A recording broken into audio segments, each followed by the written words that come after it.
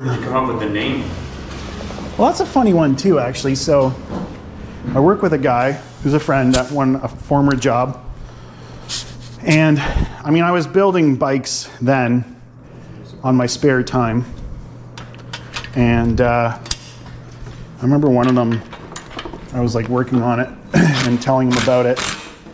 And he turns to me and he's like, "Man, you're nothing but big dreams and no budget." And I thought that was funny. And I'm like, yeah, I guess, because I didn't have any money. So, or enough that I should, be putting into these bikes. So anyways, I did a business course when I was looking to do this, because my wife's like, you got to take a business course so you kind of know what you're doing. And I remember I pitched the idea, because you had to do your year-end thing, which was like, what's your business? What are you going to do? And so I pitched it to the teacher. I said, I'm going to call it Big Dreams, No Budget Motorcycles.